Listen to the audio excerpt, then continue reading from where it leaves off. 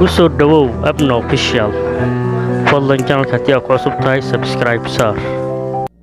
Assalaamu calaykum waraxmatullaahi tacaala wabarakaatuh. halkaad iga daawanaysid waa channelka abno official. fadlan channelka haddii aad ku cusub tahay subscribe saar si ay kuu soo gaaraan muuqaalada xiga.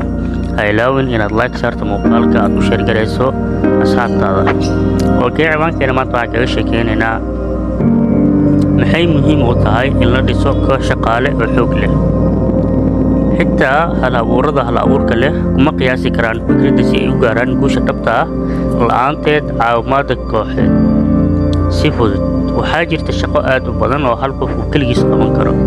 si kasta ay ugu wanaagsan tahay fikradda ganacsigu ma noqon karto ganacsi sax ah la'aanteed koox firfircoon oo si wadajir ah u wada shaqeeya si ay u fuliyaan qorshe ganacsi oo la wadaago.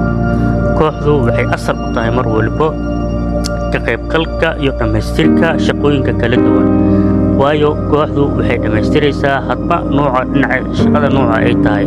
qofbaa wuxuu dhammaystirayaa qayba marketinga, qofbaa wuxuu dhammaystirayaa qayba saleska, qofbaa wuxuu dhammaystirayaa qayba xisaabaadka, qofbaa wuxuu dhammaystirayaa qaybta adeegga lasoo iibinayo procurement-gii, qofbaa wuxuu dhammaystirayaa xayisiintii. dee kooxdu aslan waxay ka kooban tahay cudud iyo tiro kooban taasoo u taagan tiirka udubdhaxaadka ganacsiga. kooxdu keliya ma noqon karto banaanka shirkadda, sidoo kale waxay noqon kartaa kooxda seeliska dhexdooda hadday yihiin dhowr seelis. waa inay kalsooni ay ka jirtaa hadda ay wajahaan wax allaale waxay macaamilka u baahan yahay inay si wada jir ah u wada fuliyaan baahida macaamilka, ay dhammaystiraan dalabyada ay kala gudbiyaan. saas waxaa asal ku dhismaayo in la helo koox dhammaystiran. tusaale ahaan waxaa kugu filan ama aan ka soo qaadana tusaale banooni oo kale. banooniga goosha ilaa iyo weerarka waa dhisan yihiin. waxay ku dhisan yihiin waxaa waaye inay si wada jira ay u shaqeeyaan. laakiin haddii ay si wada jira ay u shaqeyn waayaan waxaa dhacaysa inaa dee goolal badan laga dhaliyo. hadafkii loo socday ahaa guul in ayaga laga guulaysto.